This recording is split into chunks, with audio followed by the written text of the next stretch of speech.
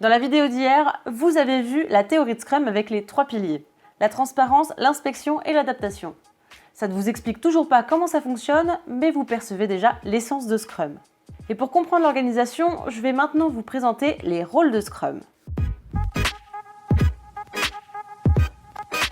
Comme vous l'avez constaté, dans le monde actuel, difficile de travailler seul. On évolue en équipe et Scrum n'échappe pas à la règle. Alors, quitte à travailler à plusieurs, autant être bien organisé. Et vous allez voir que côté organisation, Scrum ne se débrouille pas trop mal. Votre équipe Scrum, elle est composée de 3 rôles. Le Scrum Master, le Product Owner et l'équipe de développement. On dit de l'équipe Scrum qu'elle doit être auto-organisée et pluridisciplinaire. C'est-à-dire qu'elle doit être en mesure de choisir elle-même la meilleure façon d'effectuer son travail. Et pour cela, elle ne doit ni appliquer les directives de personnes externes, ni avoir de dépendance avec des personnes extérieures à l'équipe. Alors attention, je ne dis pas que vous ne pouvez pas faire appel à des personnes extérieures à l'équipe lorsque vous avez besoin de conseils, d'explications ou de revues. Mais en tant qu'équipe Scrum, vous ne devez pas dépendre de ces personnes pour effectuer votre travail. Votre équipe Scrum, elle doit être composée de 3 à 9 personnes, Scrum Master et Product Owner inclus. Scrum est assez strict à ce sujet et à juste titre. Vous remarquerez avec l'expérience que des équipes trop grosses fonctionnent difficilement, voire pas du tout, que ce soit avec Scrum ou avec d'autres cadres méthodologiques. Plus vous serez nombreux lors des événements, et plus il vous sera difficile de tenir les délais impartis et de laisser du temps de parole à chacun. Mais du coup, si vous êtes plus de 9, que devez-vous faire ? Eh bien, la bonne réponse, c'est de vous réorganiser en équipes plus petites. Vous verrez que la communication, l'organisation ou encore le partage des tâches est beaucoup plus facile dans des petites équipes. J'ai d'ailleurs écrit un article qui fait le lien entre la taille de votre équipe et la complexité de communication. Vous retrouverez le lien sous la vidéo. Donc si je résume, pour le moment, vous savez que votre équipe Scrum doit être composée de maximum 9 personnes et qu'elle doit être pluridisciplinaire et auto-organisée. C'est bien. Mais concrètement, qui fait quoi dans l'équipe ? Alors pour vous présenter les rôles et que ce soit un peu plus clair dans mes explications, je vais faire appel à mon équipe Scrum fictive. Elle est composée de Camille, qui sera la Product Owner, d'Antoine, le Scrum Master, et de Sarah, Mehdi et Pierre-Yves, qui seront les membres de notre équipe de développement.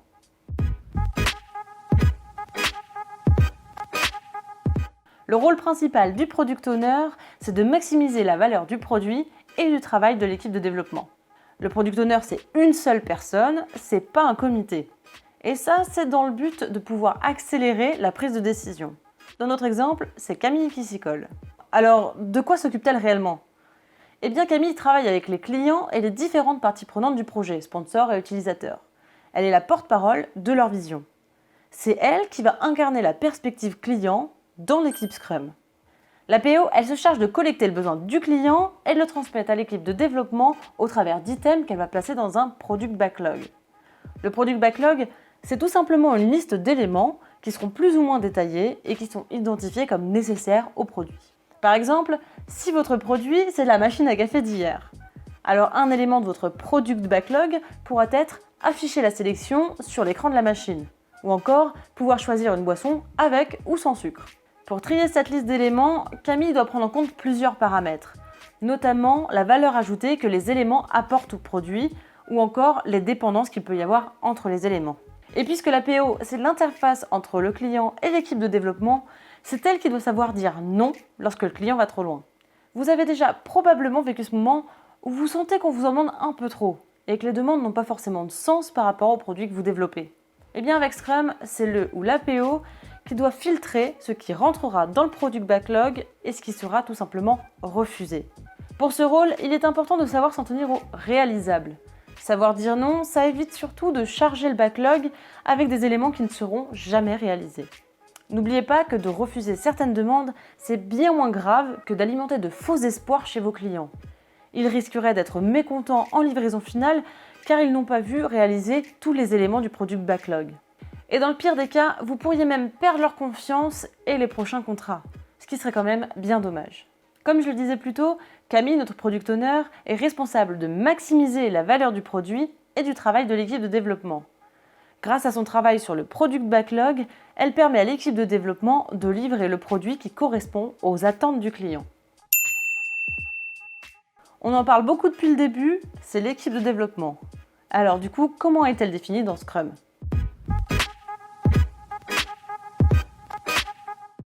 comme son nom l'indique, l'équipe de développement est en charge de développer le produit. Ici, elle est composée de Mehdi, Sarah et Pierre-Yves qui sont responsables de choisir comment transformer les éléments du product backlog en solutions fonctionnelles et utilisables par le client. Que ce soit les technologies utilisées, les méthodes de test ou encore la manière dont on rédige les documentations, c'est l'équipe qui est responsable collectivement du travail à accomplir et des décisions prises. C'est une responsabilité partagée car tous les membres de l'équipe doivent agir pour avancer ensemble. Et comme je vous le disais plus tôt, l'équipe doit être pluridisciplinaire, c'est-à-dire qu'elle doit disposer de toutes les compétences pour pouvoir réaliser son travail. Mais je dis bien que c'est l'équipe qui est pluridisciplinaire, car au sein de cette équipe, chacun peut jouer un rôle distinct. Mehdi peut par exemple s'occuper principalement des développements, Sarah des tests et Pierre-Yves de l'aspect un peu plus contractuel pour le respect de certaines normes. Ce qui compte, c'est que chacun contribue à ce que l'équipe de développement puisse livrer l'incrément attendu à la fin de la séquence. Si vous étiez dans une partie de jeu de rôle, le Scrum Master, ce serait le maître de jeu. C'est lui qui doit s'assurer que tout le monde comprenne bien les règles et les suive tout au long de la partie. Le Scrum Master, il doit donc guider tous les acteurs du projet pour qu'ils comprennent bien la théorie, les règles, les pratiques et les valeurs de Scrum et qu'ils les appliquent au quotidien. Pour que votre organisation adopte Scrum, il faut que tout le monde comprenne bien tout ce qui compose cette méthodologie. Vous ne pouvez pas faire du Scrum en choisissant d'enlever un événement ou un rôle parce qu'il ne vous convient pas. À ce moment-là, vous ne faites plus de Scrum. C'est donc au Scrum Master de faire passer ce message. Si vous voulez tenir ce rôle, il faudra que vous fassiez preuve de pédagogie et que vous soyez convaincu et convaincant sur les bienfaits de la bonne mise en pratique de Scrum. Par contre, si vous voyez ce rôle comme celui d'un chef qui s'occupe d'organiser des réunions et de faire du reporting sur l'avancement du travail, c'est que le rôle n'est pas encore clair pour vous. Scrum Master, ça n'est pas un niveau hiérarchique et il n'a pas de pouvoir décisionnel. Son objectif, c'est d'aider l'équipe de développement à être pleinement productive et à surmonter les obstacles qu'elle rencontre. Et si vous me demandez quel est le rôle que je préfère, c'est celui-ci, car il demande du savoir-faire agile, mais aussi beaucoup de savoir-être pour pouvoir agir comme un facilitateur, un coach ou un mentor.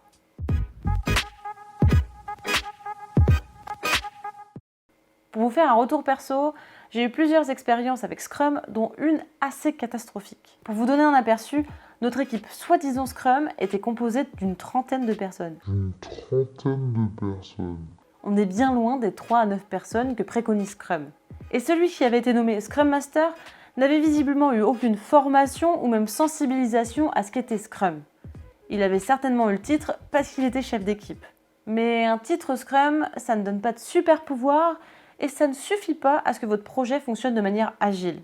Au final, ce qu'on m'avait présenté comme Scrum à l'époque, ce n'était que de la poudre aux yeux avec des nouveaux titres pour les chefs d'équipe et des événements empruntés à Scrum et très mal utilisés. Bon, on rentre ici dans un cas un peu extrême, mais j'avoue que je n'avais pas spécialement adhéré à ce qu'on m'avait présenté comme Scrum à l'époque. Et pour cause, ça n'en était finalement pas. Mais revenons à nos explications. Vous avez fait le tour des fondamentaux et des différents rôles de l'équipe Scrum. Dans la vidéo de demain, je vous parlerai des événements et des artefacts de Scrum. Vous découvrirez enfin le cadencement et les outils qui permettent à chacun de faire avancer le projet dans la bonne direction. Sur ce, moi je vous souhaite une très bonne journée et à demain.